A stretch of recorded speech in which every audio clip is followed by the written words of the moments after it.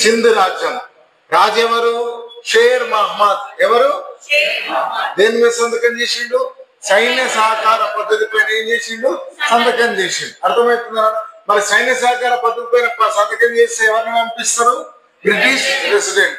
ఆ రాజు యొక్క సైన్య బాధ్యత ఎవరు చూసుకు? రక్షణ బాధ్యత బ్రిటిష్ వారు.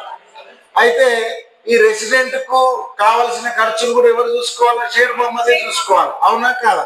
సో ఆయనకి నివాసం ఇచ్చిండు, వాళ్ళ కండిషన్స్ లో ఉన్న అన్ని నియమాలు పాటించిండు. ఎవరు? షేర్ మహమ్మద్. ఎవరు?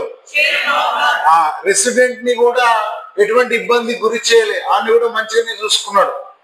ఇద్దరి మధ్య మంచి సన్నిహిత సంబంధం కూడా ఏర్పడ్డది. ఎవరెవరి మధ్య? Sher Mohammad plus Charles Napier. అంటే వీడు ఎటువంటి లోటు చేయలే, మంచిగా టీ ఇవ్వడము, అల్పాహారము, అన్ని రకాలుగా మర్యాదలు అన్ని రకాలుగా బాగానే చూసుకుంటున్నాడు. ఇద్దరి మధ్య అఫెక్షన్ కూడా ఏర్పడ్డది, మంచి అనుబంధం కూడా ఏర్పడ్డది వాళ్ళిద్దరి మధ్య. అయితే బ్రిటిష్ గవర్నర్ జనరల్ ఎలెన్ బరో అని పేరేమి? ఎలెన్ బరో సడన్ గా చార్లెస్ నేపియర్ ఒక ఇన్ఫర్మేషన్ పంపించిండు. ఏమని అంటే అని దించేయమని. ఓన్లీ షేర్ మహమ్మద్ ఏం చేయాలా? దించేయన్నమాట. ఎందుకు? కారణం ఏమని చెప్తున్నాడు? దుష్పరిపాలన. ఏమి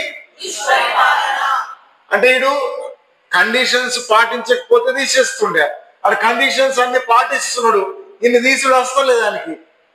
అందుకే ఈడు ఒక సాకు. ఏమని? దుష్పరిపాలన. ఏమి?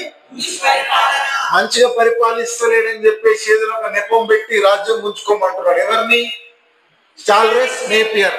పాపం చార్లెస్ నేపియర్ బాధపడ్డాడు. ఎందుకంటే అతను మంచి అనుబంధం ఉంది, ఆ నిబంధనలను ఏం చేయలేదు, ఉల్లంఘించలేదు.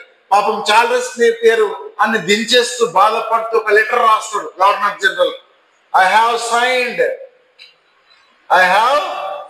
అంటే ఐ హావ్ సిన్డ్. అందులోనే ఇట్లా బ్రాకెట్ లో సింద్ అని కూడా రాస్తాడు. ఐ హావ్ సైన్డ్, నేను సంతకం చేసిన. అందులోనే రాస్తాడు ఇక వాడు, we don't have authority to win sin but we shall do this because we are rascals అని రాస్తాడు.